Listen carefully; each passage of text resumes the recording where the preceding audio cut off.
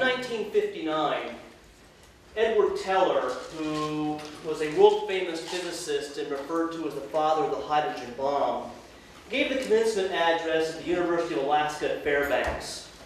Now, he realized that the atom was seen as an agent of destruction when one looks at, for instance, how the atomic bombs were used against Japan in 1945, or the numerous tests that were done by the United States and the Soviet Union in the years since. But Teller believed that atomic explosives could also be used for the benefit of humankind. As he told his audience, if your mountain is not in the right place, just drop us a card. Now, Teller knew that individuals in the audience would look at the idea of moving mountains with atomic explosives as nutty because of the radioactive fallout that such explosions would create. And he admitted fallout was dangerous. But he said to his audience that radioactivity becomes so dispersed in the atmosphere that, and pointing to his wristwatch, it contributes to radiation less than the wristwatch I am wearing on my wrist. In fact, he said radioactivity was safer to humans than drugs purchased at a pharmacy because it was possible to lose or confuse pills. Radioactivity, though, could be controlled and has the property that it can be readily and easily identified. Now, this speech is telling in that Teller himself was expressing a certainty that one could use atomic explosives safely for the purpose of creation rather than destruction. But he wasn't alone. In fact, from the late 1950s to the early 1970s, there was a coalition of scientists, industrialists, and government officials who developed and promoted a program aimed at putting the atomic bomb to civilian use. Taking their cue from the Bible's book of Isaiah, these individuals called their program Project Plowshare. By turning swords into plowshares, they argued they could move the world toward modernity and progress while at the same time protecting American security and at relatively low financial cost. Now, Plowshare's genesis, if you will, began after World War II. Immediately after the United States dropped the first atomic bomb on Japan, President Harry Truman called upon Congress to establish a commission to control the use of the atomic power. This led to the creation of the Atomic Energy Commission in 1946, which had among its duties finding peaceful uses for the atom. Now, of course, the atom was already being used for civilian purposes, X-rays as an example. But by the late 1940s, some scientists began asking whether it might be possible to use the atom, in this case in the form of an explosive, for good as well.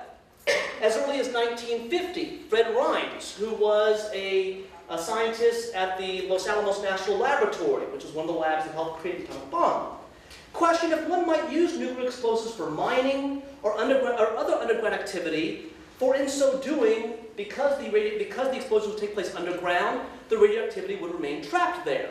In short, safe explosions that could be used for civilian purposes. And this idea of using atomic explosives for civilian purposes got a boost in 1952 thanks to the Ivy Mike test. Ivy Mike was a hydrogen bomb test, tested at Eniwetok Atoll in the Pacific Ocean. Now, Ivy Mike was different from the atomic bombs used against Japan because it used something called fusion rather than fission. In fission, a heavy atomic nucleus consisting of uranium is split apart, releasing energy. A fusion device, as seen here on the right, uses two or more lighter atomic nuclei, such as deuterium and tritium. These lighter atomic nuclei are fused together, releasing energy. But to get them to fuse, you need a high temperature. To get the temperature you need to fuse the deuterium and tritium, you need to use a small amount of fission in a fusion device. Now, this is important because it explains some of the differences between fission and fusion aside from how they work. Another difference between fission and fusion concerns dirtiness. What I mean by this is the amount of radioactivity released. A fission device releases a large amount of radioactivity and hence is dirty, dangerous. A fusion device, because it uses a smaller amount of fissionable material, releases less radioactivity and therefore is regarded as cleaner, or so the scientists argue. Second, there is explosive power. Little Boy, which was the name of the atomic bomb dropped in Hiroshima, Japan, weighed almost 5 tons and had the explosive equivalent of about 16,000 tons of TNT, or 16 kilotons. Ivy Mike weighed 65 tons, 13 times that of Little Boy. But it released the explosive equivalent of 10 million tons of TNT, or 625 times the explosive power of Little Boy. So for 13 times the weight, you're getting 625 times the explosive power. And then there's the issue of cost. Deuterium and tritium are both forms of hydrogen, which is the most common element on the planet. And so building a fusion device was seen as costing less than one made of fission. In fact, US scientists said in 1955 that to get 1 pound of uranium for a fissionable device would cost about $10,000. To get the same amount of hydrogen for use in fusion would cost about $140 per pound. So less money to create a device that gives you a larger explosion. In short, you get more bang for the buck. But what also drew attention to Ivy Mike is this up here in the right-hand corner. This is Etobicoke Atoll before Ivy Mike was tested. This is after. After Ivy Mike was tested, what was left behind but a crater over 1 mile wide and 160 feet deep? Asked some scientists, some observers, that could make a nice harbor. What if we could use atomic explosives for civilian purposes, like creating harbors for commercial use? Well, President Dwight Eisenhower, who became president, was the president of the United States the same year Ivy Mike was tested, was actually asking himself a similar question. In fact, in 1953, he proposed during a speech to the United Nations General Assembly what he called atoms for peace. His argument was that atomic bombs had become extremely powerful, extremely destructive, but maybe there might be a way for finding peaceful civilian uses for the atom. Maybe the atom could be used for construction rather than destruction. And his speech grabbed the attention of a large number of individuals, among them one Harold Brown. Now, Harold Brown, who later became Jimmy Carter's Secretary of Defense, was at this time working for the University of California Radiation Laboratory, or UCRL. Today, you might know it better as Lawrence Livermore National Laboratory. In 1956, he called for a conference to be held at UCRL to discuss peaceful uses for the atom. And it was at this conference, which was held in 1957, that Plowshare got its name. The attendees at the conference looked at a variety of possibilities for using the atom. Maybe we could use them for what they called peaceful nuclear explosions. PNEs that could produce power. PNEs that could create new atomic elements for civilian or potentially military use. Or maybe we could use PNEs, peaceful nuclear explosions, for earth moving, or as they called it, nuclear excavation. And they were confident, I love how the terms are used here, and they were confident that they could create the clean explosives necessary to permit such projects to go forward. We can develop harbors and hopefully in the process release little to no radioactivity. These champions of Plowshare truly believed that they could lead humankind down the road of progress. Think about it, they said. If this works, we might be able to discover new elements to cure diseases. We can access deeply buried ores underground. We can build projects in less time and for less money than would be the case if conventional explosives were used. Now, this faith in modern technology and somehow it helping us down the road of progress is nothing new. This has been a theme in human history for a long time. Consider, for instance, General Motors' Futurama exhibit at the 1939 World's Fair, which depicted cities and highways and buildings connected with elevated sidewalks. Or Monsanto's House of the Future, which appeared at Disneyland from 1957 and up to 1967, and depicted a home made largely of plastic products. In fact, they talked of how easy it would be for a housewife to go ahead and take a simple hose and water down the house very easily. Or how about just this month? Just this month, billionaire and space entrepreneur Elon Musk talked about using capsules and tubes that would send people 750 miles per hour between San Francisco and Los Angeles. You could travel in one of these tubes in half an hour from San Francisco to Los Angeles. So Teller's contention that it would be relatively easy to use the most modern technology to move mountains, that you could use modern technology to move humankind down the road to progress, was indicative of this belief that the peaceful atom was a way to do that. But Plowshare's defenders also believed they were defending America's security. And they defined security in three ways. First was geopolitical. We have to remember this is the Cold War. It pits the United States and its non-communist allies against the Soviet Union and communism.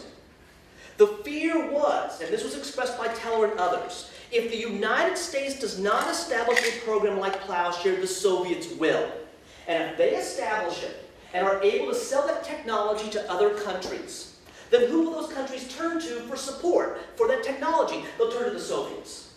That will give the Soviets prestige, that will give the Soviets credibility, that will get the Soviets more allies worldwide to the detriment of the United States. A second definition was military. And a particular concern here was the Panama Canal, which I had the opportunity to travel down a few years ago. If you get a chance to go, it's fascinating. Now the canal, as you assume you're all aware here, uses a series of locks to raise and lower ships so that they can traverse its 48-mile length. Now during World War II, there was some real concern that America's enemies might try to somehow sabotage the locks, if not destroy the canal altogether. Now neither happened, but that concern of sabotage or destruction remained very alive after the war. What if the United States and the Soviet Union got into a war?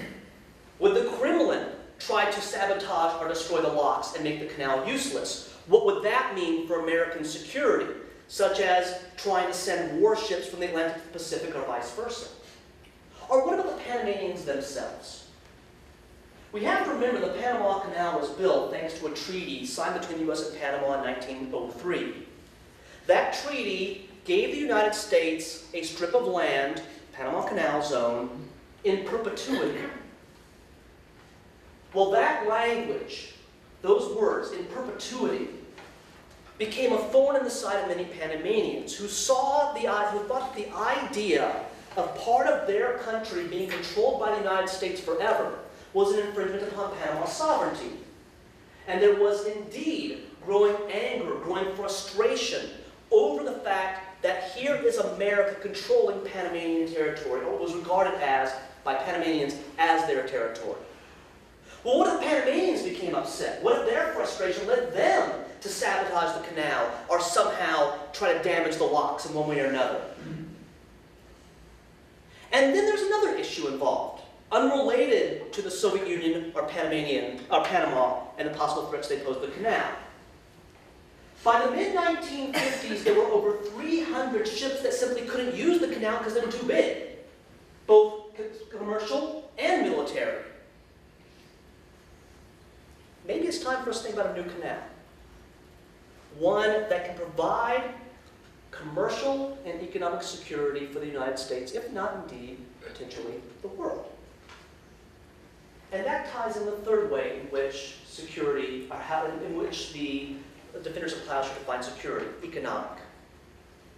Now this goes beyond simply transoceanic travel between the Atlantic and Pacific Oceans through the canal. By 1951, U.S. officials were taking note that we were importing about 12% of our oil. And a good portion of that oil came from countries in the Middle East. U.S. officials, including Eisenhower, began to wonder, what if those nations in the Middle East, some of which had ties to the Soviet Union, either on their own or at the behest of the Soviet Union, decided to cut off those oil supplies to us? Well, to Teller and others, the answer is simple.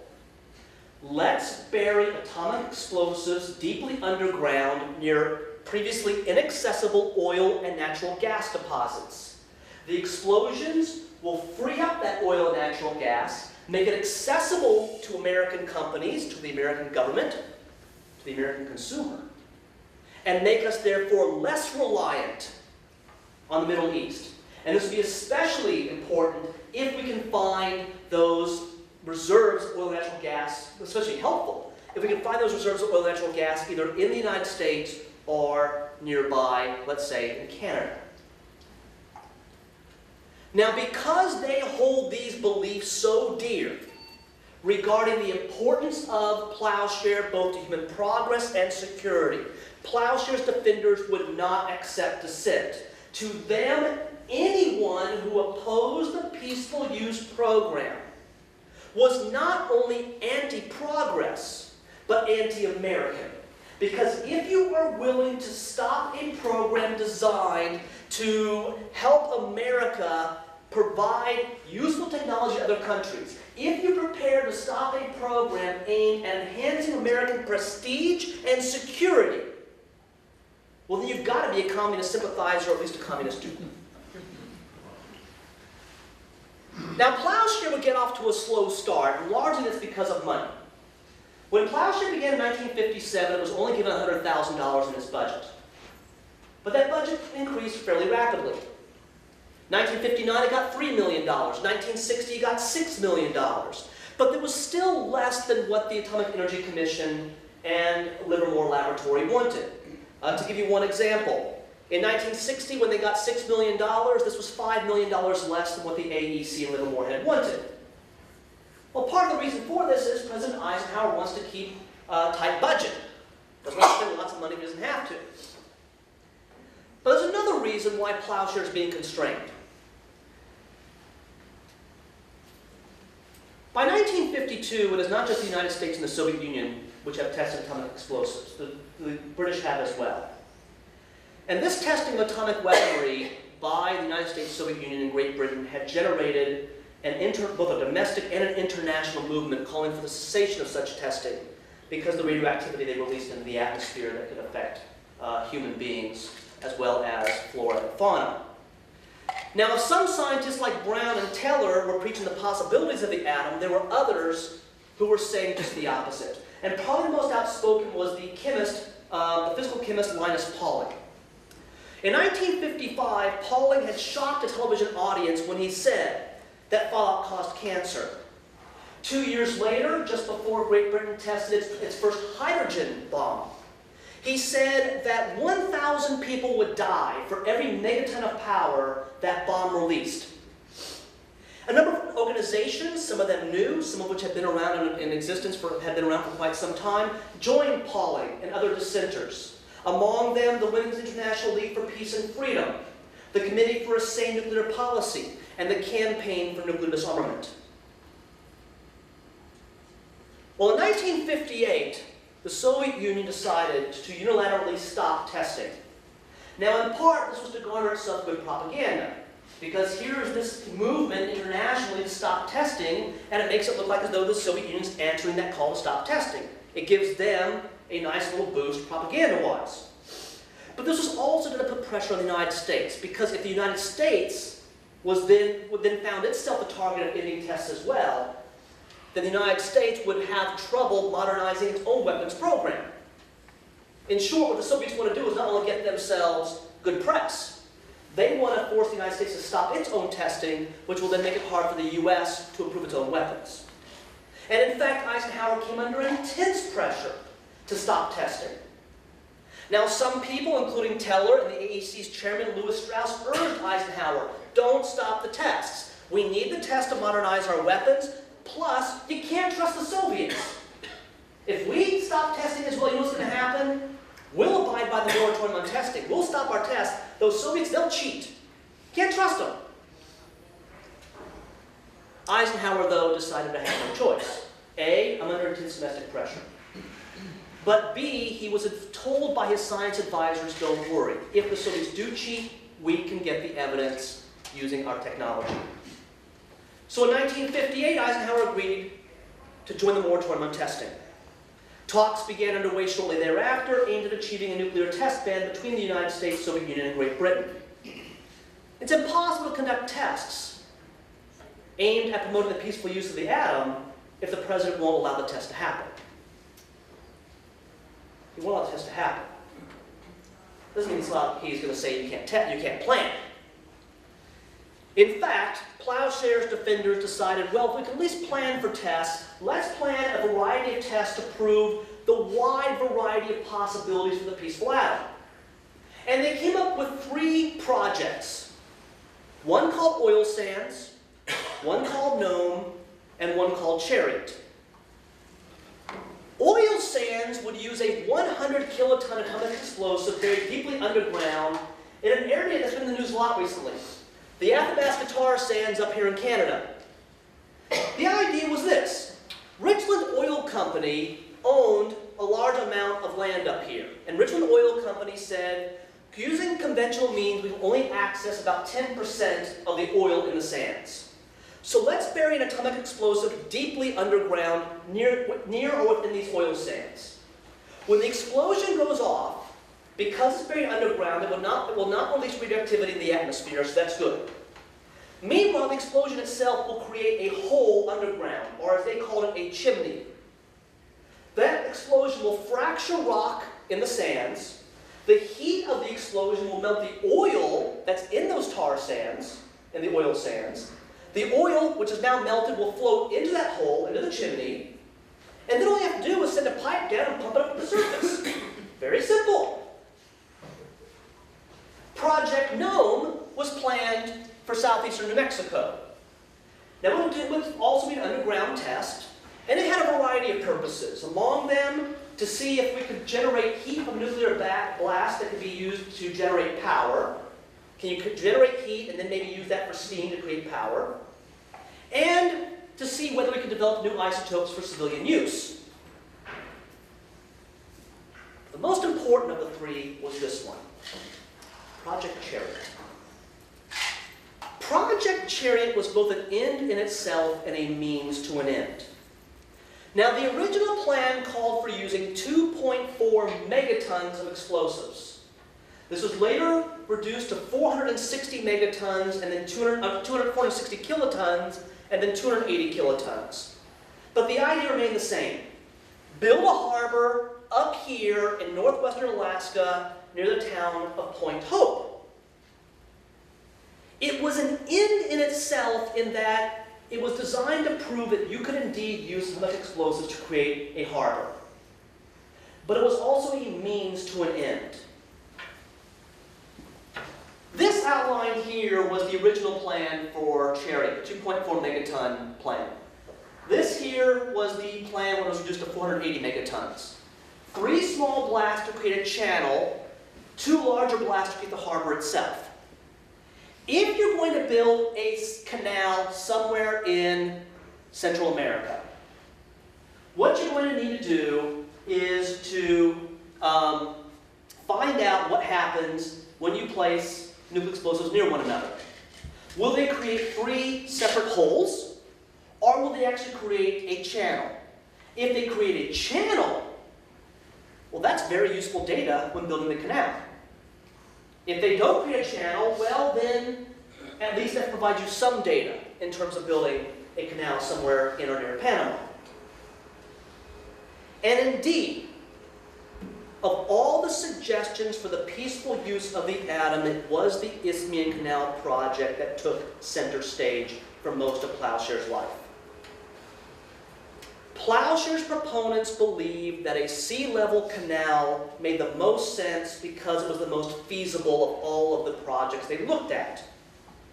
But certainly there was another justification, which was the simple enormity of the project. Think about it. If you could build a new canal in or near Central America, one that could be used not just by the United States, but by the entire world, think how that would make the United States look on the world stage. Think how that would help American prestige at the expense of the Soviet Union. And so starting in 1957, the United States began to look at several possibilities for a new canal.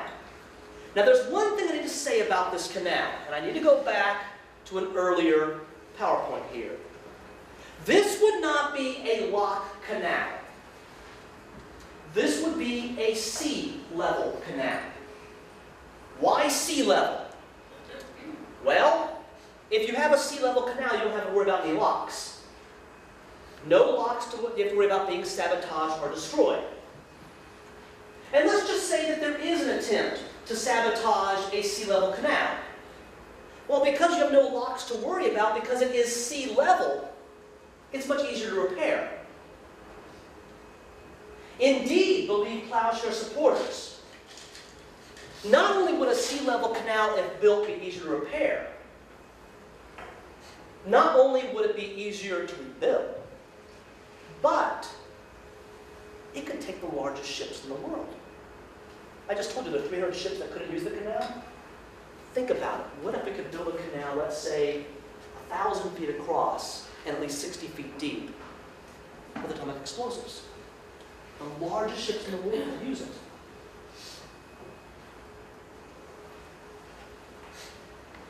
So where to build it? Well, Plowshare's proponents looked at 5 possibilities, ranging from as far north as Tehuantepec up here in Mexico, to as far south as the Atraco-Durando route down here in Colombia. Now, of the 5 routes that they considered, and the reason why they considered these 5 routes is they were considered relatively short and also had very little population nearby, because you don't want fallout hurting a lot of people. Of these 5 routes, the 2 that drew the most attention were the Atraco-Durando down here in Colombia and the Society Morti down here in Panama. The reason why these 2 drew the most attention was, aside from the fact that they were the shortest, they would also be the least expensive to build. The estimate was that the Society Morti, which would be the shortest of all the routes, would cost about $750 million to construct. Compare this to the $2.4 billion price tag expected to use conventional means to build a sea level canal. So in other words, using nuclear means to build a sea level canal will cost you a quarter of what it would cost to build a sea level canal using conventional methods.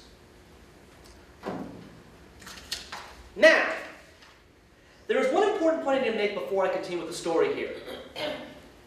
If you are going to build a sea level canal, if you're going to have a test in Canada, if you're going to have an explosion down in New Mexico, you're going to have to leave Nevada. Why is Nevada important? In 1951, the United States established the Nevada test site, which is about 65 miles northwest of Las Vegas. This is a location where the U.S. government could conduct atomic tests in secret. Now, in actuality, they weren't that secret. My family lives in Utah. They've talked to people who live down here in southwestern Utah, and who would tell them stories about actually seeing the mushroom clouds from these explosions up in the atmosphere, because they rose that high. So in that sense, it's not secret. But they are secret in that you don't know what the purpose of the test is.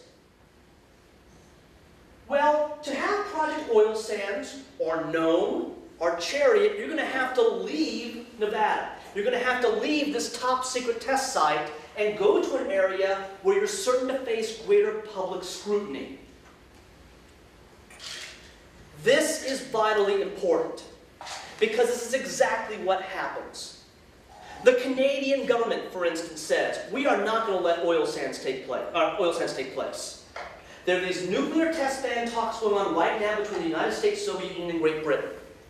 If oil sands takes place, that could undermine those test ban talks, therefore we're not going to let it happen. But by far the greatest opposition was to Chariot. If there was a coalition of groups that supported Plowshare and Chariot, there was an equally determined coalition that opposed Plowshare and Chariot, ranging from scientists to politicians to laypersons.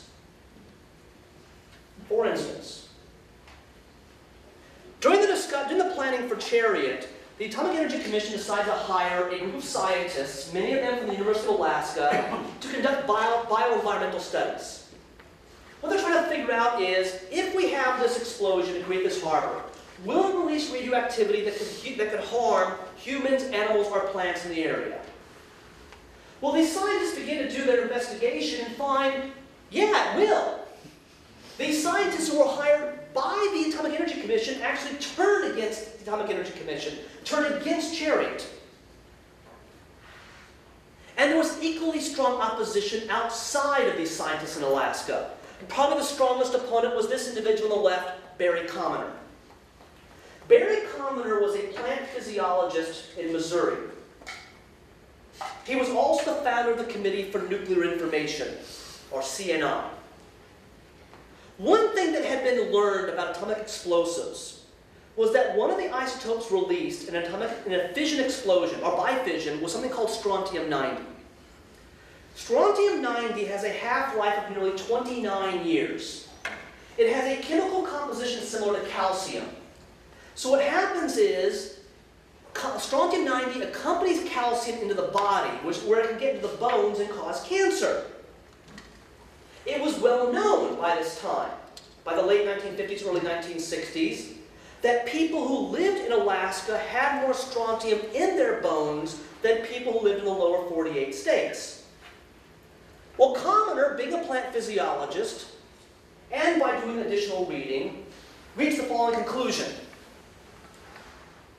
Eskimos who lived in Alaska, including the town of Point Hope, ate a lot of caribou meat. The caribou, for their part, relied on lichen for a good part of their diet. Lichen is different from most plants in that it absorbs its nutrients from the air rather than from groundwater. This made it a perfect receptacle for radioactivity that flowed over Alaska from nuclear tests conducted in the Soviet Union. So here's Commoner's conclusion. Caribou eat this lichen, which has radioactivity in it. The radioactivity builds up the bones of the caribou. The Eskimo then feed on the caribou. Their radioactivity builds up in their bodies as well, causing them to get cancer at a higher rate than people living elsewhere. Commoner takes his findings and uses the Committee for Nuclear Information's newsletter to spread his findings nationwide, sending it to laypersons, sending it to government officials, sending his findings to other scientists. And among the people who received Commoner's findings was the Secretary of the Interior, Stuart Udall. Stuart Udall, who as Secretary of the Interior had a say over whether the land up there in Alaska could be used for these tests.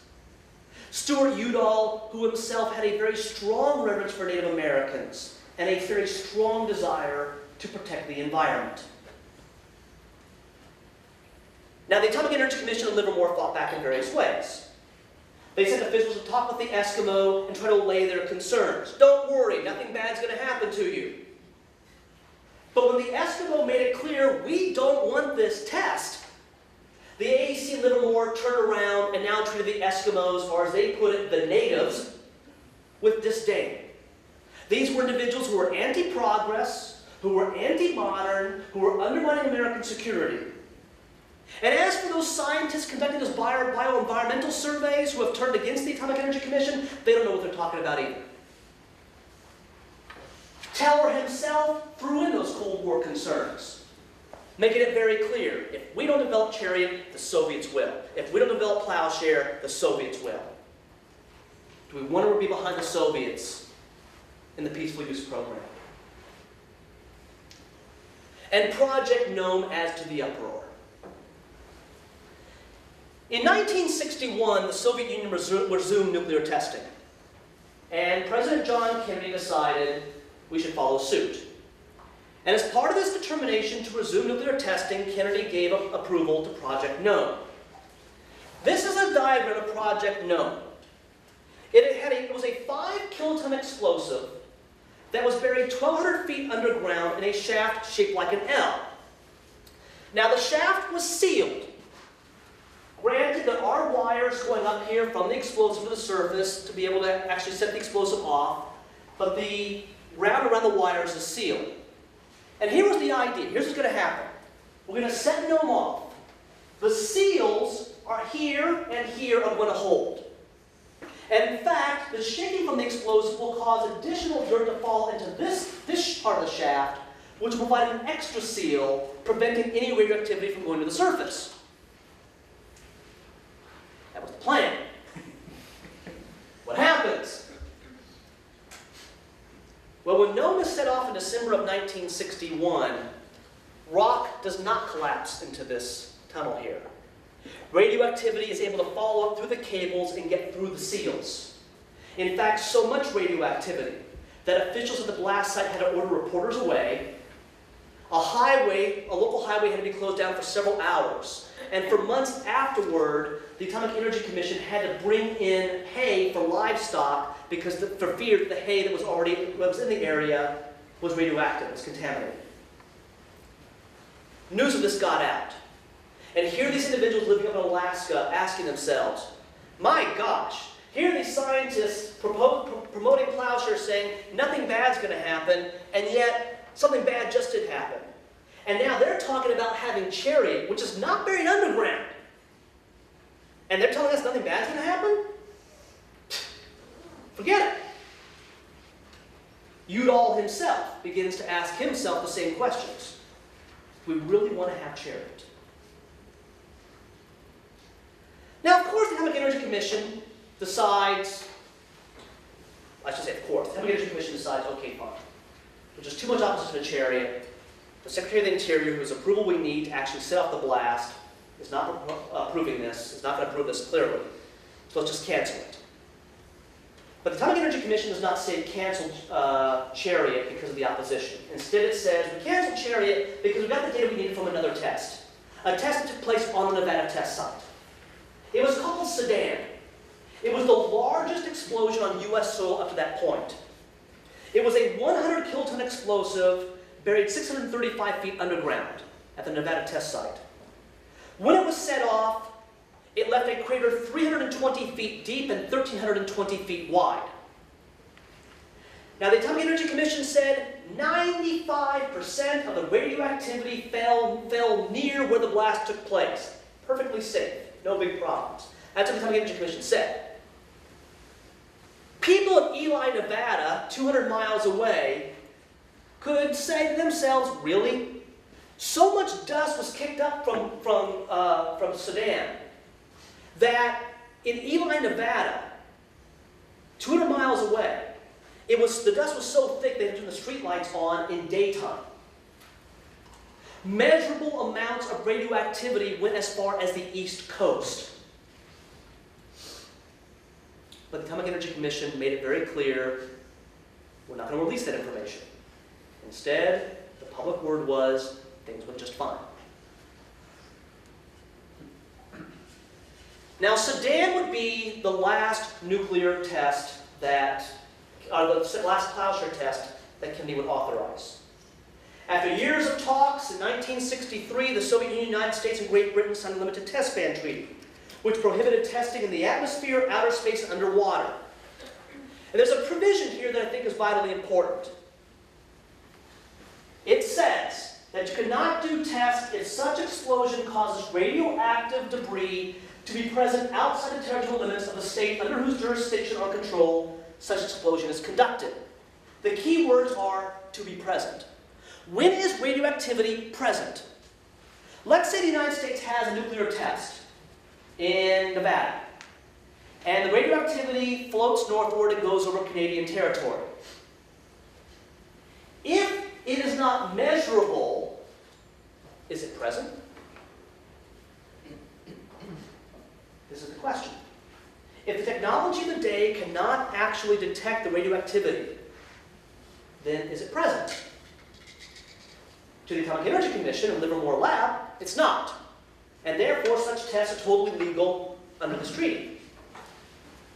To other U.S. government officials, any radioactivity that crosses our borders into another country, even if it's not measurable, is a violation of this agreement. And this debate over the limited test ban treaty would prove key to Plowshare's eventual demise.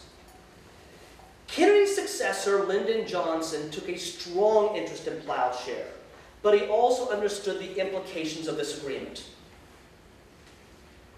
The Atomic Energy Commission and Livermore Lab wanted to conduct further tests. They wanted to build this sea level canal. But to build the canal, you need to do a variety of tests. What will a 100 kiloton explosive do if it's buried in clay? What will it do if it's buried in hard rock? What will it do if it's buried 300 feet underground? What will it do if it's buried 500 feet underground? Will you get a crater or not? These are questions that are vitally important, because if you're going to build a canal, you're going to have to build that canal using various sizes of atomic devices in different types of media.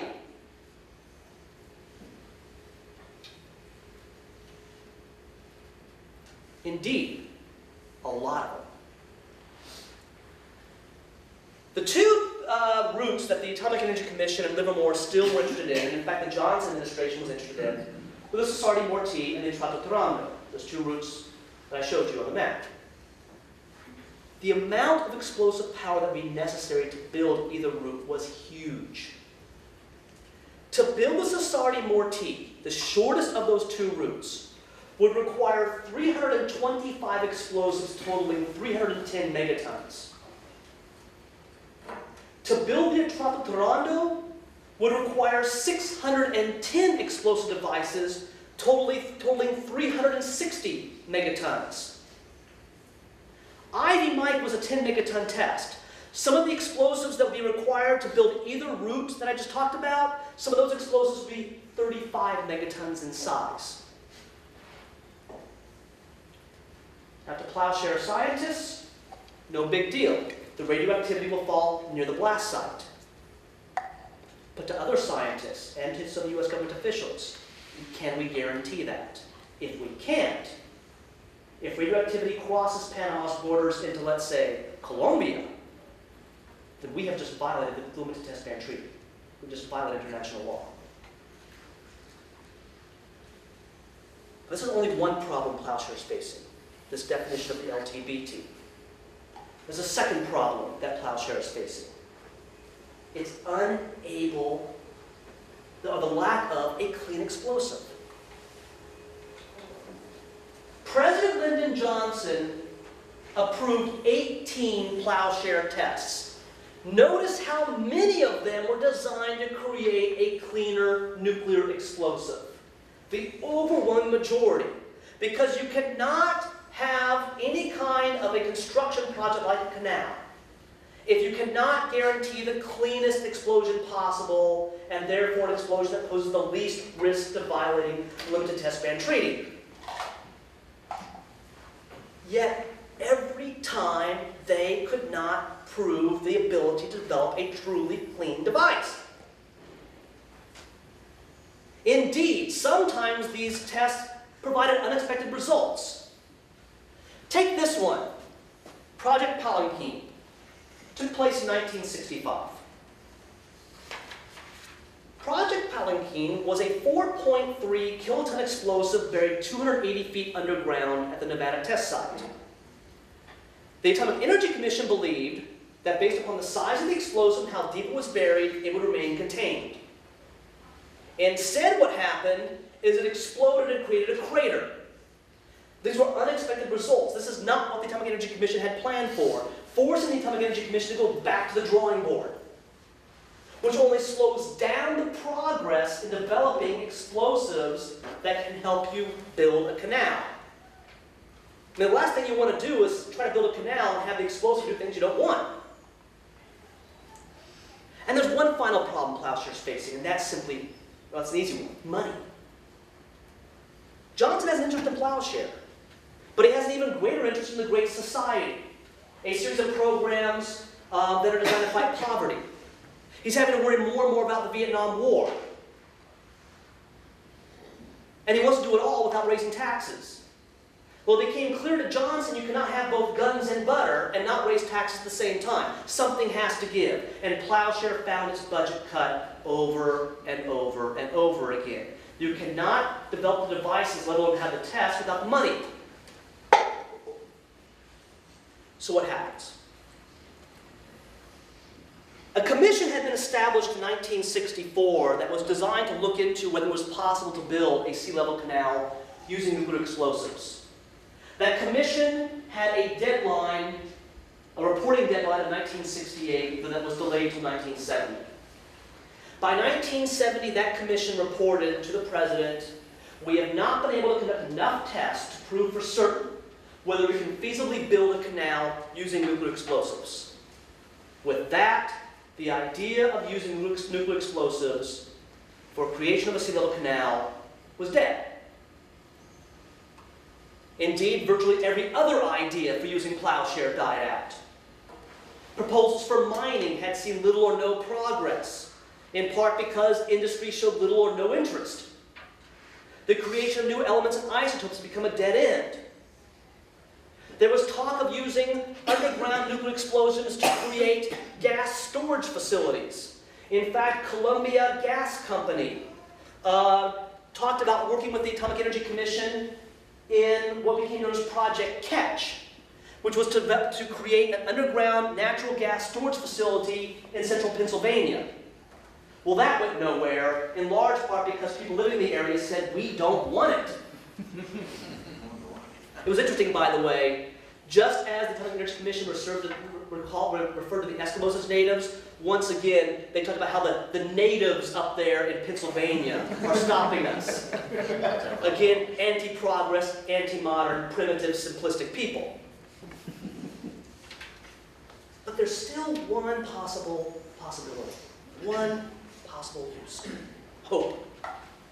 Stimulation of underground energy resources. America's use of energy was on the rise. By 1970, 1/4 of our oil was now coming from foreign sources, and 1/2 of that was coming from the Middle East. Some of these countries have ties to the Soviet Union. How can we free ourselves from reliance on those foreign countries? Answer, why not use underground nuclear explosives that can free up natural gas and oil deposits on or under American soil? Now, there was already a means of doing this. We've heard about it a lot in the news recently. Hydraulic fracturing or fracking, which uses a liquid to punch through deeply buried rock and gain access to those deposits of natural gas, let's say. The problem was, said many companies, the rock around some of these deposits is so thick, so strong, so hard that hydraulic fracturing simply can't punch through the rock. What we need is something stronger. A nuclear explosion might do it. Well, this leads to the first proposed experiment called gas buggy. It took place in December of 1967 up here in northern New Mexico. Buried 4,200 feet underground, the 20-kiloton explosive didn't arouse a lot of public clamor because it was buried deeply underground in an area that didn't have many people nearby. And it seemed to offer promise. When the explosion went off, it created a chimney, a hole 150 feet wide and 330 feet high, and it fractured rock 440 feet around the epicenter. And indeed, just as planned, natural gas was flowing into the chimney, which was then allowed to be pumped to the surface. Here's the problem. Well, actually, there's two problems. Problem number one, the natural gas is radioactive. All right? It's contaminated with tritium. Tritium, form of hydrogen, can enter the body through inhalation or drinking contaminated water or through absorption through the skin, and it can cause cancer. Even a member of the Atomic Energy Commission himself said there was more tritium in the gas than you want to breathe. There's a second problem with the gas. Natural gas burns because it's 99% hydrocarbon. The nuclear explosion had changed the composition of the gas, making it 41% hydrocarbon. It couldn't be burned. It couldn't be sold. So even if it wasn't radioactive, you can't use it. The Atomic Energy Commission's response, this is just an experiment. We can still prove this can work. And there were oil and gas companies that said, we believe you. Among them, Austral Oil Company, which said, hey, let's give it another shot. So in 1970 and then in 1973, the Atomic Energy Commission held two more energy stimulation experiments, both in Colorado. One called Rio Blanco, actually one called Rulison, and the second one was called Rio Blanco. Now these two tests are going to arouse far more opposition than we saw with gas buggy. These tests are not being conducted in areas with a small population. They are located only about 50 miles from the city of Grand Junction. We also have to remember the environmental movement is well underway by this time. People are taking a strong interest in anything that threatens the environment. And last but not least, there is strong distrust in the federal government. The federal government, which for instance told us we were winning the Vietnam War, only to find out if the Tet Offensive were not. So the Atomic Energy Commission could tell us all at once that these experiments are safe. Many people were not prepared to believe them. And the result was the strongest opposition yet to plowshare tests. Local and state officials, laypersons, scientists at the University of Colorado, conservationists raised alarm. Even some industrialists raised alarm.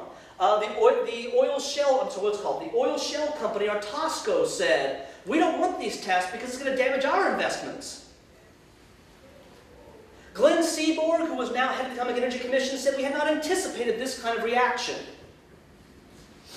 So the Atomic Energy Commission tried to hold hearings to calm these people down. Don't worry, everything will be fine. No one believed them. So the AEC turns to the other option. You're a bunch of people who are going to end up helping the Soviet Union. We've got to be able to do these experiments. Unpersuaded opponents of Rulison and Rio Blanco turned to the court system, hoped that the courts would stop these blasts, but found no support from there either. The courts saying the Atomic Energy Commission and Livermore Lab did everything that was required of them under the law to prove the safety of these tests. And I think Walter Cronkite's report on Rulison will give you an idea of what happened after that test. And give you an idea of the opposition to what was going on. After several days' delay because of bad weather, the Atomic Energy Commission this afternoon finally set off that controversial nuclear explosion known as Project Rulison. This afternoon, health officials went from farm to farm, ordering evacuation within a 6-mile radius just in case. But some who live near here object, and strongly. You spend $82 million a day on a war effort. You can certainly spend a few $1,000s to postpone a test for as long as it takes. 6 months, what do you care? We're not going to run out of gas in that length of time. Please hold down the noise so everyone can hear. Officials and civic leaders were to watch the blast from an observation tent 6 miles away. Not everyone was happy about Project Rulison. About 100 protesters marched on the observation tent. Among them were people who had long opposed the blast because of the danger of contamination should any radioactive gas escape. Their court protests had failed, but they were still trying to get the blast postponed. They talked with a representative of the Atomic Energy Commission, but to no avail. Everyone got ready, and the countdown began.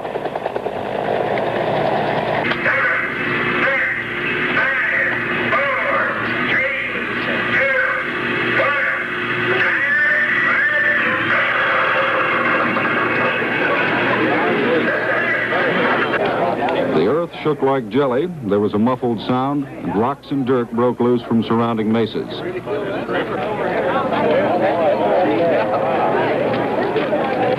In Grand Valley, a few bricks fell from a few buildings. Within minutes, workers were at the site of the blast checking for radioactivity. They found none. Officials said it had been a success. They gathered around trailers at their control point and drank champagne to celebrate. You see, just as with gas buggy, Rulison and Rio Blanco contaminated the gas. Nobody would be willing to buy it. And when it became clear that you couldn't sell the gas, industry lost interest. The federal government, which already is defunding plowshare, defunding it even more because it has other interests.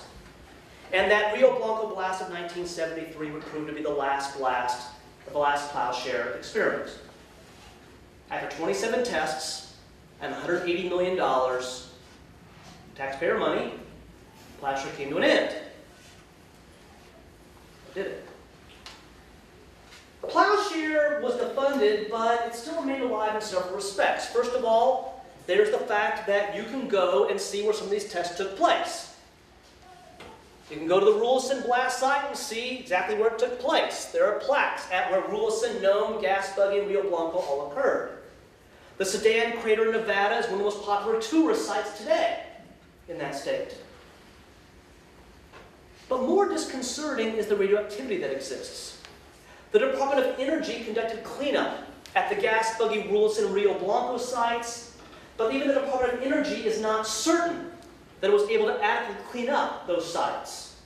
There is currently drilling taking place near some of these sites, particularly Rulison and Rio Blanco. natural gas companies are drilling closer and closer where these tests took place. And there is concern among locals that they might actually break into the cavity left behind by the Rulis and Rio Blanco tests and release radioactivity underground to the surface.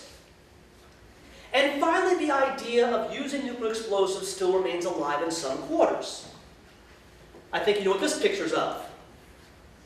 The Deep Horizon oil explosion that took place in 2010 in the Gulf of Mexico. Millions of gallons of petroleum released into the environment. Cable news network anchor John Roberts stated off the cuff, and I quote him, "Drill a hole, drop a nuke in, and seal up the well." Now, the Barack Obama administration said we're not going to do that. But there were people who said we should at least consider the nuclear options, among them Matthew Simmons, who worked as George W. Bush's energy advisor. And today there are scientists who are scientists in the process of developing a new generation of nuclear explosives that will not use fission to set off the thermonuclear detonation, and which are tiny in size. If these explosives do indeed prove clean, is it possible that we might hear someone say, you know what, maybe we should give nuclear explosives a closer look for civilian use? In short, maybe Plowshare's death, as hard as it may be to believe, maybe calling it dead would be premature. Thank you.